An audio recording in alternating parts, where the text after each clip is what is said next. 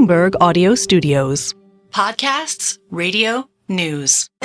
This is Bloomberg Business of Sports. The business of sports can be intimidating or hard for a startup to break into. We really appreciate when our owners are actually there, with us through the journey. Teams, ours especially, have been very intentional to diversify at all levels of the company. I think we're in the golden years for the NFL and college football. Our demographic reach has continued to expand. This is going to be really unlocking the streaming platform for sports fans. Sports valuations are rising. We'll see when they peak. You don't have to be the best in your sport to make a whole ton of money. Bloomberg Business of Sports from Bloomberg Radio.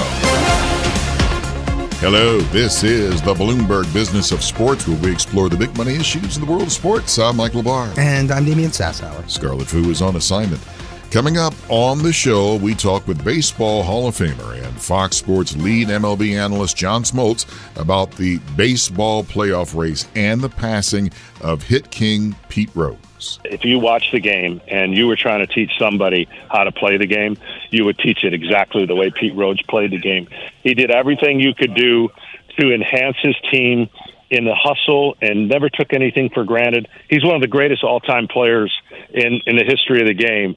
We'll also talk about a former NFL executive that's suing FanDuel. All that is straight ahead on the Bloomberg Business of Sports. But first, the deal with Alex Rodriguez and Jason Kelly is back for another season. And they're kicking off the new season with a couple of tennis champions, one Billie Jean King and Alana Kloss. And here to talk to us about that conversation and what's coming up for the new season is the man himself, Bloomberg Originals chief correspondent, old friend of the show, Jason Kelly. JK, welcome back to the Bloomberg Business of Sports. Thank you, guys. I'm glad that I can be the lead-in to like a true Atlanta legend in John Smoltz. I mean, you take me back with that. That's amazing. Oh, man. He's the best. He's just the best. Smoltzy's the best. Man, it's another season. You and A-Rod together. The first season was great, and now the second season is going to look like gangbusters because you're going to start with Billie Jean King. Yeah, totally. I mean, absolute icon, guys, as you know. And, Billie Jean and her wife, Alana, also a former tennis champion, now the CEO of Billie Jean King Enterprises. This is a very potent duo in the business world. I have to say, and, you guys talk to lots of interesting and famous people on this show as well. I had some butterflies going into Billie Jean King. I'm not going to lie. I mean, she is truly iconic. This is someone who reshaped the sports landscape and the business of sports, maybe more than any other single human being when it comes to equal pay, obviously, starting with tennis. But the thing that really comes through, I think, in this conversation with her and Alana is she and they are all in on women's sports right now. I remember when Holly Hunter portrayed Billie Jean King in 2001 and when Billie beat Bobby. I mean, she is truly iconic, but what's she been up to in these later years of her life? Talk to us about what she's up to on a professional and a personal standpoint. Yeah, so she's 80 years old. And, what's fascinating, Alana says at one point in the interview, in a very sort of poignant way, I don't know if she meant it to be, but it was very sweet. She essentially said, I'm just so glad Billie is here to see all this happening. Yeah. And, what she's been doing, Damian, what they have been doing together, but, Billie has really been out front and using her icon status to do is to really push this notion that women's sports is a good business. And, so they've made several investments. They are investors in Angel City FC, of course, right, the professional women's soccer league or soccer team here in Los Angeles. I'm actually talking to you from LA. That's notable because at the recent $250 million valuation, it is the most valuable women's pro sports team in the world. So that is obviously turned out to be a pretty good investment. And they have invested in the Los Angeles Dodgers. They have invested in the Sparks of the WNBA, again, here in Los Angeles. But what's most interesting, I think, is they have led the charge on professional women's hockey. And they use their connections through the Dodgers and the ownership group there to really get some serious backing. And, they think that's going to be a big new professional sport for women. Take me through a little bit. I mean, she's just so iconic. I mean, she won the Presidential Medal of Freedom back in 2009. She just was given the Congressional Gold Medal, again, for her work with, equal rights for women and education, society, et cetera. But, I mean, at some point, she's got to take some time and rest, I mean, she's been so active for so many years. Talk to us a little bit about, what's motivating her? How does she get out of bed every morning? I mean, come on, I mean, this is somebody who, I mean, again, in her 80s, and yet she's, I mean, Michael Barr, she's still winning awards from the president of the United States. I have to remember that. Yeah, I have to, I mean, just my childhood, I know she talked about that famous match, man, with Bobby Riggs, because I was glued to the TV set then. Yeah. Well, I mean, to answer your question, Damian, I mean, I think I know she feels so motivated to seize this moment, which is clearly more than a moment. We talk about this notion of, is it a moment or is it a movement? She's been a part of this movement, for 50, 60 years. And I think what's so interesting is, what we know from history, to paraphrase, is, things happen slowly and then all of a sudden. And while it feels like it's all of a sudden, we're talking about the WNBA in a completely different context now with Caitlin Clark and Angel Reese and their rivalry and what that's done for viewership. We're also seeing, women's sports really be on television and accessible and drawing crowds, not just in person, but, through traditional media, through social media as well. And, I think for Billie and Alana, they want to take advantage of this. I mean, they're also, by the way, we're talking about the business of sports. They're obviously very savvy and very canny investors. And they see that not just is this something that's like, that's about equality. This is about making money. This is about the business. And I think the other thing that Billie talks about a lot in this interview is this notion of, she's been a mentor, longtime mentor to lots of athletes in tennis, obviously, but beyond. And I think one of the things she's very keen to do is empower those athletes to understand their own businesses and leverage their brands, leverage their influence, to make a difference. And so I think she's highly motivated to do all of those things. Jason, I'm curious to just hear your thoughts on that. I mean, Caitlin Clark, we all know the impact she's had, obviously, on women's basketball. The Professional Women's Hockey League, they haven't found their Caitlin Clark yet, obviously. But my question is more about, the talent there, right? They kicked off the season earlier this year. I think they're coming up with their second season, next year. Where is the talent coming from? Is it coming from Canada? I mean, is it coming from Russia? I mean, where's it coming from? I mean, I don't know many women who play hockey in New York. I mean, Jason, forgive me, but, talk to me a little bit about, where these women are coming from, about, what's driving the league forward. I think you'd be surprised at how much demand and participation there is. I have a friend actually at Bloomberg whose daughter, they live in New York and in Westchester County, like you and I do. And they've got an incredibly active travel team that goes up and down the Northeast, the Mid-Atlantic, out West to play. This is a thriving business. Wow. We've talked on this show before, I believe, about, Cal Ripken and youth sports. Yes. And hockey is something that, has really become energized on the youth level for boys and for girls. Also keep in mind that, one of the things that really tracks a lot of what Billie Jean has been doing over the past 50 years, it's not a coincidence that we're also celebrating the 51st, 52nd, I believe, anniversary of Title IX. And that's obviously changed the landscape for women and girls to participate in sports. And so this has been coming for a long time. What's fascinating about the Professional Women's Hockey League is this idea that people are really showing up to do it. I mean, I believe they set a record in Canada, so not surprisingly, in Toronto. Montreal teams were playing. They had 21,000 people, largest crowd ever for a professional women's hockey game. So again, the market is there. And I think one of the things that's true in hockey, that's true in soccer, that's true in basketball, to your point about Caitlin Clark, is if I was having this conversation with somebody just yesterday, what has been proven is that if people are able to watch it, they will. And one of the things that has really happened over the last couple of years is you see ESPN, you see CBS, you see other both traditional and non-traditional media companies investing in showing women's sports because people are going to watch it. And that's certainly what we're seeing in the WNBA, and obviously part of the business case for the Professional Women's Hockey League as well. The deal with Alex Rodriguez and Jason Kelly. Alex Rodriguez, we've got Smoltz coming on here.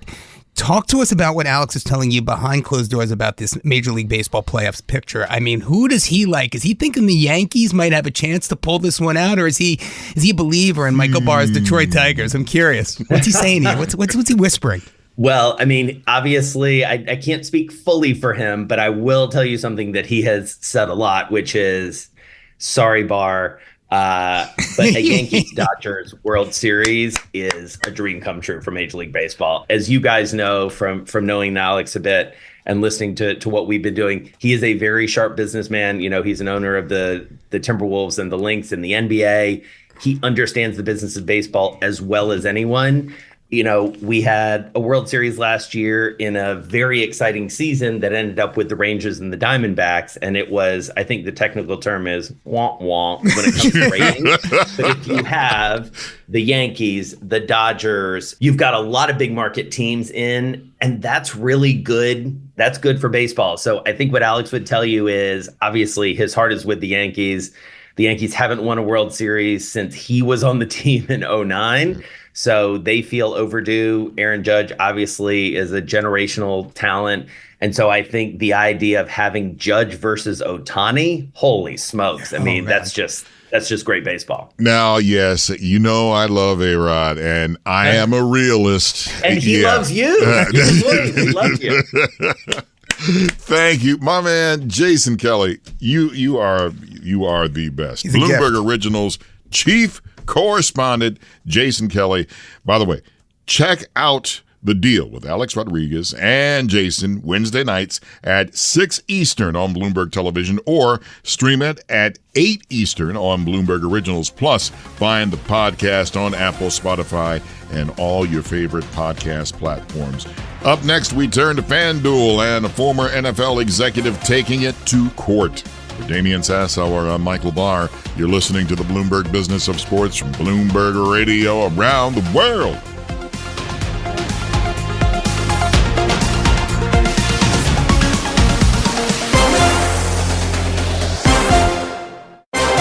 You're listening to Bloomberg Business of Sports from Bloomberg Radio.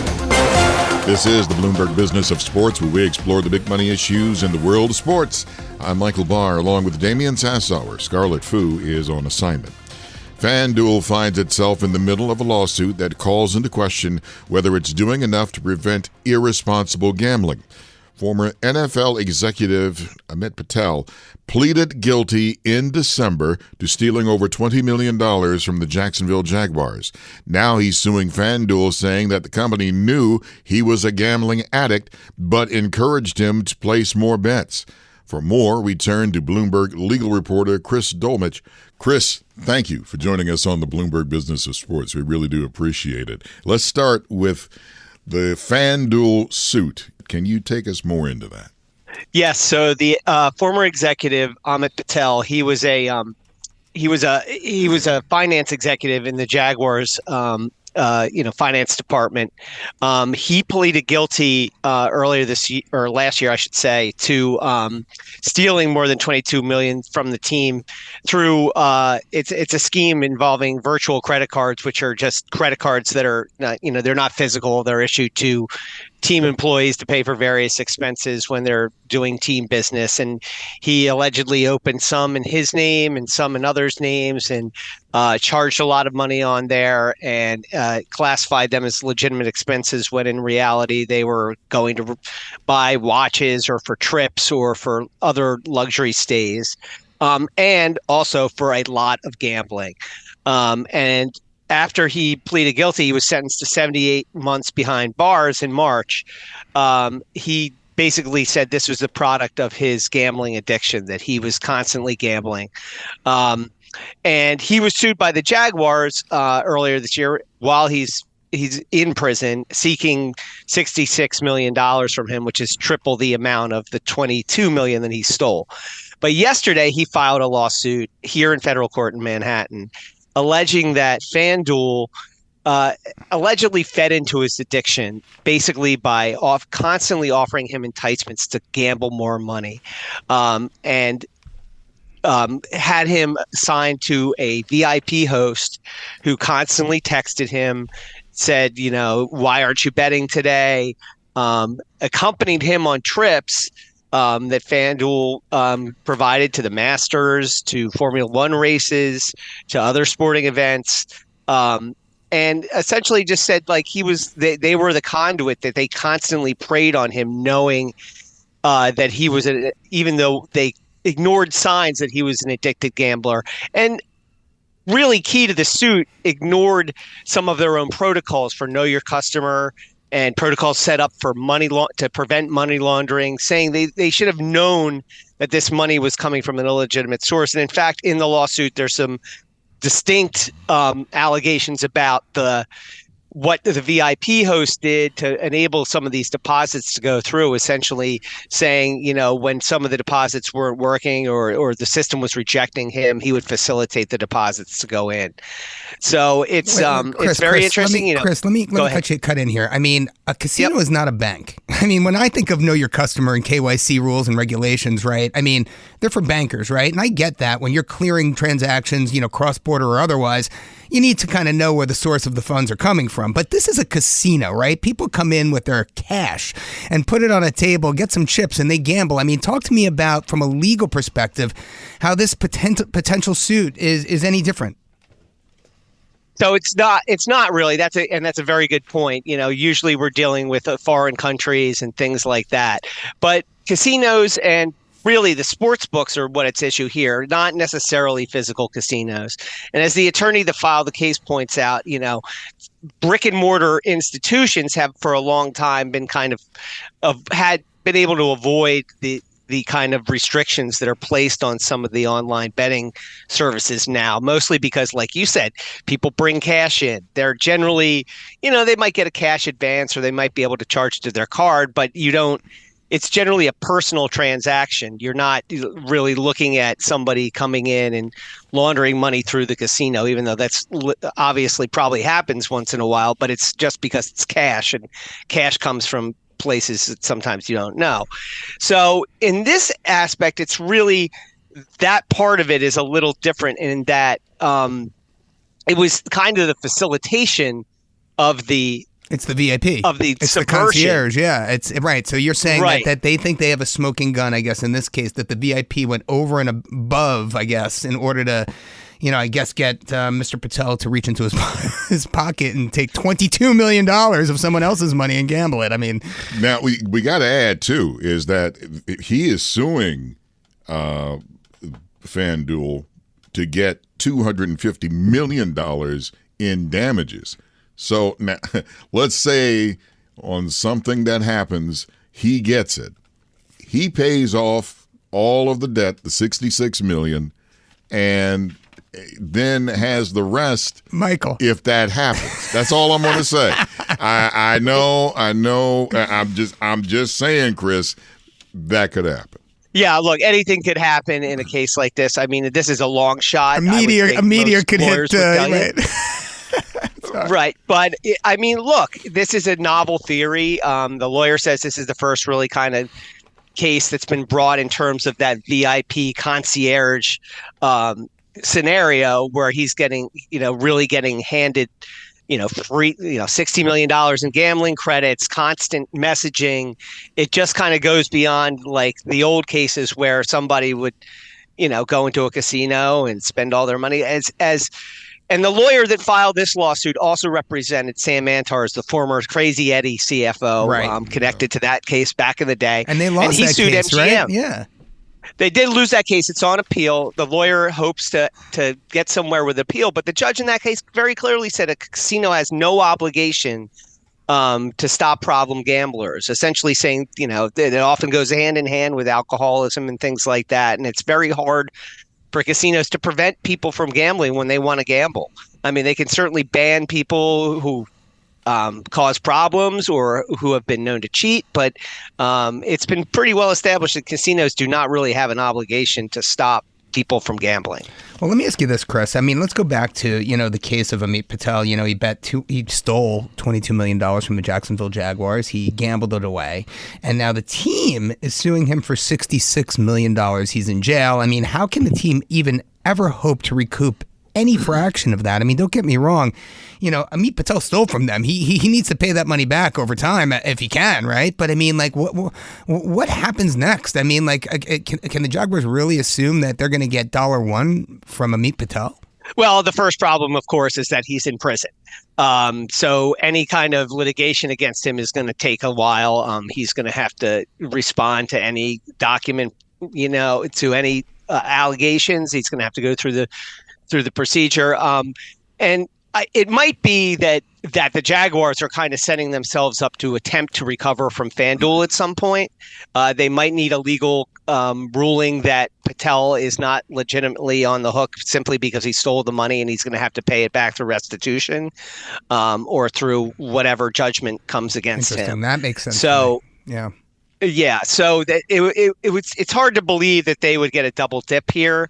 Especially because I haven't looked at the docket in his criminal case recently, but it's almost guaranteed that he was ordered to pay restitution or ordered to forfeit any illegitimate funds, but he may not have the money. So in that case, it's kind of like we've seen some major judgments here in this court, specifically the FTX case, but that's going to come from a bankruptcy estate. So whether the Jaguars can recover that money from Patel, that's a long shot, I would think. But they, in the end, might go after FanDuel. That might be a long shot as well. But well, I mean, let's remember, Chris, and Michael Barr, this. Shad Khan, I mean, the Pakistani-American billionaire businessman and owner of the Jaguars, he's no dummy, right? I mean, he also owns Fulham in the Premier League. I think he owns All Elite Wrestling. I mean, he is definitely he's no dummy. So I imagine that $66 million suit, against Amit Patel is there for a reason. Oh yeah, and by the way, we should mention too that the lawsuit was filed in New York. I know we're talking about the Jacksonville Jaguars, but the lawsuit was filed in New York. Yeah, that's it. I mean, it's a pretty common to have a commercial dispute here. It puts it in it puts it on the front page of the Bloomberg and the homepage, and everybody else followed the story. So, I would have thought it had something to do with FanDuel is FanDuel based in New York? I wonder. I mean, I don't know. I guess I mean, that's the most likely reason. And that they are. That's the suit location, but it's also because they know filing this in federal court in Jacksonville is not going to get as much attention as it would here in Manhattan. Well, we're going to see how this plays out. I saw the video of Patel when he was walking into court, and yes, he was in the suit, but he didn't answer any questions to reporters, about the stolen money or anything like that. He looked downtrodden then. And I can imagine, he goes to the high life of going to Formula One racing events, college football championships, on the yacht here and this with and that, his girlfriend, whatever. Free gambling credits. I mean, that was the other thing that I think really is interesting about this case, just to cut in there, is that this was a time when DraftKings and FanDuel and all these shops were giving out, if you bet $2, you're getting a free $1, a free chip, so to speak, right? And so, a lot of that was probably given to him also just to keep him in the game. I'm not going to lie, Chris. I was offered some of that, man. Not a daggone $1 million, obviously, right. But yeah, it's like, you bet 25 and we'll give you a free 25. Give you a nickel, a shekel. So we'll see how this plays out. Chris, you are so kind. Chris Dolmetsch, for joining us on the Bloomberg Business of Sports. We really do appreciate it, man. Before we get into our next conversation, we've got some sad news from the basketball world this past week. We learned that Basketball Hall of Fame center Dikembe Mutombo passed away. One of the league's greatest defensive centers of all time, and known for his shot blocking and his signature finger wag. His legacy extends well beyond the court. After retiring, Mutombo dedicated himself to philanthropy. A few years back, Dikembe Mutombo spoke to Bloomberg about why giving back, especially to his home country of the Democratic Republic of Congo, was so important to him. I give credit to my parents. I saw from the young age since I was born. And I see my parents, especially my mom and dad, who are no longer with us, serving the community and trying to set the best example for their neighborhoods, for their children, to make sure that we live in a great community where everybody loves each other and care each other. Dikembe Mutombo died of brain cancer at the age of 58. Up next on the show, we dive into playoff baseball. MLB Hall of Famer John Smoltz join us next. I just think baseball this year doesn't have a prohibited favorite to where you could just say, hands down, this is the team to beat. Anybody, and I mean anybody. That even includes the Detroit Tigers. For Damian Sassower, I'm Michael Barr. You're listening to the Bloomberg Business of Sports, Bloomberg Radio around the world. You're listening to Bloomberg Business of Sports from Bloomberg Radio. Thanks for joining us on the Bloomberg Business of Sports, where we explore the big money issues in the world of sports. I'm Michael Barr, along with Damian Sassower. Scarlet Fu is on assignment. We've got the baseball playoffs just getting underway, and here to help us look ahead to who might be this year's World Series champion, we got an old friend here on the show, John Smoltz, Fox Sports lead MLB analyst and Hall of Fame baseball pitcher. John, hello, my man. Welcome back to the Bloomberg Business of Sports. Well, thanks for having me. It's always a pleasure to talk to you guys. Okay, I'm going to do my bragging. I'm going to get it out now. Here it You comes. see my Tigers? You see them, man? Oh man. my gosh. These guys. And this should end the run. And that'll do it. The Motown magic continues. The Tigers sweep the Astros 5-2, and they will move to the American League Division Series. How are they doing it, Smoltzy, with one of the lowest payrolls in Major League Baseball, and here they are in the playoffs? Well, part of the new format, I'm sure Major League Baseball was hoping we would get stories like this, and then some people don't like stories like this because of what you just said. But I think it's fantastic. It's a miracle, right? I mean, it's no thing short of a miracle. When you think about the history of baseball, the percentage of chance they had to get to the postseason was less than 0.01. So they've done it with a momentum, with strategy, with youthfulness. And they don't think their bubble's going to burst anytime soon. So that's a great place to be. But at the same time, you know, they almost have to play perfect, and that's okay. And he's got them believing in a system that works, and they are a dangerous, dangerous team. Nobody wants to play the Detroit Tigers because it creates chaos. And baseball is played best when it's got some uniform and structure. And they are the opposite of that. So I'm from there, of course. I was signed by the Tigers. Yep. I feel like my broadcasting career would come full circle if ever I got the chance to do a World Series that the Tigers are in, knowing my history and my upbringing. And then, of course, I got a chance to do a World Series for the Atlanta Braves, which speaks for itself because I played my entire career pretty much for them.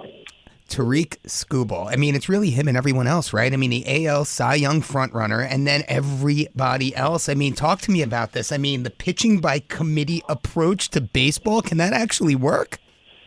You know, that's the only unfortunate thing, that people try to copy theories and formulas. This doesn't work long term. And everybody wants to believe it can, but the reality of it is it can work in a short vacuum, in a short series, in a postseason. The reason it can't work long term is you're asking so many components to be perfect every single time. It only takes one guy to mess up the routine. It works better when you got a Skubal and he's dominating the game. And that's what people try to get away from. They think they can reinvent the game by all kinds of information and replace this guy for this guy and do this and do that. And on paper, it makes sense. But paper doesn't win you a championship. It can help, but it doesn't win you a championship. And I know we're in a day and age of information and all this different technology, but let's just call it what it is. This is an unbelievable run. it is not something you can duplicate. If you could, we'd see more of these stories every year, and we just don't.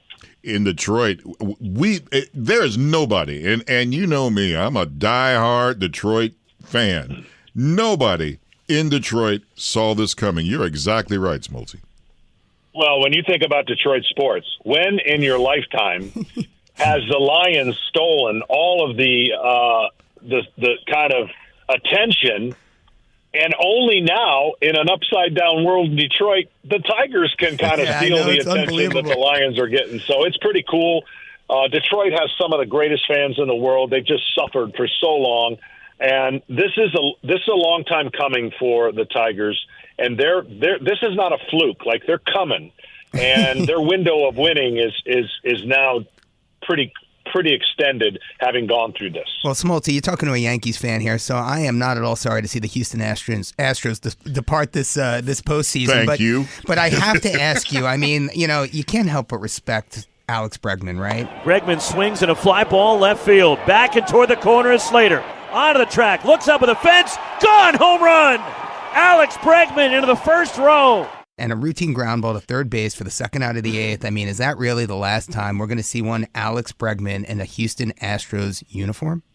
Yeah, I don't know. I mean, there's payrolls, and then there's an opportunity to keep certain players that have become rich in your history. I don't know if they can afford his contract, but it's something that, Jim Crane is one of the best owners in all of baseball, maybe all of sports. So I'm sure they'll try to figure something out. Yeah. Well, I mean, look, that wasn't the only matchup we saw over the weekend, right? I mean, the Kansas City, talk to us about the AL Central, huh? 3 teams from the Central, and then the Yankees. That's it. That's all that's left. I mean, who would have saw that coming? Well, nobody, right? I mean, Kansas City's been doing this, so they're more ready than the Detroit Tigers were going to be ready, and yet here we are. Listen, give these organizations credit. Kansas City made some sneaky, great moves at spring training right before, they're free agents. So this organization, again, cannot afford to go out and spend money like the other big boys can, and they cannot afford to make bad decisions, and they've made a lot of good ones lately. So 2 markets that are benefiting from, young talent that is here for a while. You talk about young talent, and, again, I'm a New York Yankee fan. Michael Barr and I are here, in New York, and one Bobby Witt Jr. is coming to town. I mean, let's talk about the 24-year-old. Breaking ball smacked down the right field line toward the corner. Out of Ref Snyder's reach. In one hops the fence. Garcia's in to score. Massey races around third. He comes in standing. 2-run double. Bobby Witt Jr. The Royals take the lead in the bottom of the 4th. I mean, what is going on with this kid? I mean, he is amazing, huh? He's amazing. He's got every tool set. He's got every ability to dominate a game, and that's really what we've needed since the rule changes. We've needed this to happen for our game because it was getting too stagnant. It was getting too slow. Yep. And now, the sport's vibrant again with action and with just unbelievably young, great talent. Now, I know that, yes, I am rooting for the Tigers, but I know all the TV executives want to see a New York Yankees, Los Angeles Dodgers matchup in the World Series because that would bring so many eyeballs to the World Series in the Fall Classic.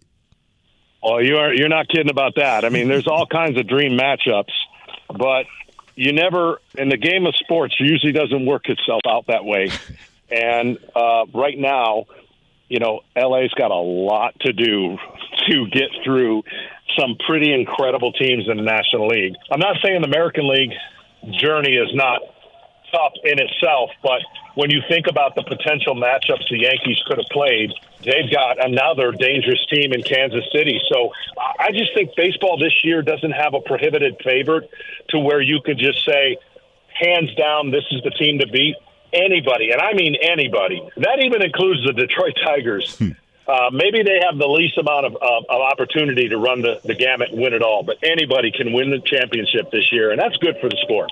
Smoltz, look, we know the Braves are playing with house money this season. I mean, they had a lot of injuries, right? But, I mean, talk to us a little bit about what we can expect from them now that their season's over. I mean, are they going to be able to retain all this talent? Are we going to see them return to the field in 2025?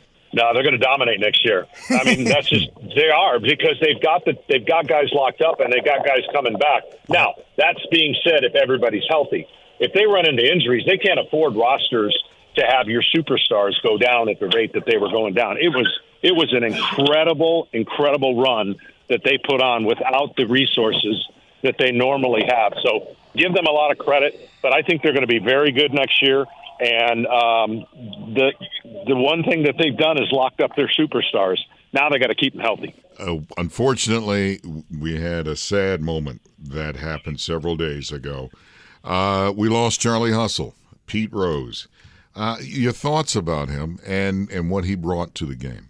Well, Pete Rose was a guy that if you watch the game and you were trying to teach somebody how to play the game, you would teach it exactly the way Pete Rose played the game. He did everything you could do to enhance his team in the hustle and never took anything for granted. He's one of the greatest all-time players in the history of the game, and no one's going to deny that. Obviously, off-the-field stuff, that definitely took away from him being in the Hall of Fame, but I don't think you could say that he's not a Hall of Fame player. And so from Pete Rose to leaving us where he did, time is going to tell whether or not he gets in the Hall of Fame now that he's passed away. Smoltz, we know your role on the amateur circuit in golf. We know about your pro-am achievements. How's the golf game looking here this time of year? I mean, it's getting a little long in the tooth. It's getting a little chilly up here in New York. What's going on down there in Atlanta? We've got incredible weather, and I'm getting ready to pack my bags for 25 days. So when you think about the way that this postseason is going to shake out, I'll be on the West Coast to start, so there's a lot of golf to be played there, a lot of late games. And I got to talk to you guys about an event that's coming up. Yeah, this event's called the Pro Series. It's a Pro Cup. We're having it in December at Innisbrook in Tampa. It's a 4-sport Ryder Cup. It's going to be the first of its kind. It's going to be epic. Baseball, basketball, football, and hockey. 12-man teams playing in a round-robin Ryder Cup. I'm the captain of baseball. And we have a lot of pressure on us because we have a deep bench and we have a great roster. Oh, Captain, my captain, can you give us any color on who your roster might be? Oh, yeah. We've got guys already pretty locked in, like Mark Mulder, one of the best golfers in all of celebrities. Tyler Clippard is phenomenal. Josh Donaldson hits at 400 yards. Brian McCann, Tom Glavine, Kevin Millar, Kyle Loesch, Joe Carter, and we got more. So we are definitely looking forward to this. I just love the strategy and the competition. I'm a competition addict, and this is something that gives me more competition. John Smoltz, I love you, man. I got to learn golf. Yeah, I tried to play it once, and I'm horrible. That's on me. On me. Okay. I'll get you up to Greenwich. It's okay. That's on me. We'll get you to Tamarack soon enough. Baseball Hall of Famer, pitcher, and Fox Sports MLB analyst, John Smoltz. Thank you, man. We appreciate it, buddy. My pleasure. Thanks for having me, guys. And most of all, thank you for joining us on the Bloomberg Business of Sports. For Damian Sassower, I'm Michael Barr. Subscribe to the Bloomberg Business of Sports podcast on Apple, Spotify, and all your favorite podcast platforms so you never miss an episode. Tune in again next week for the latest on the stories moving big money in the world of sports. You're listening to the Bloomberg Business of Sports from Bloomberg Radio around the world.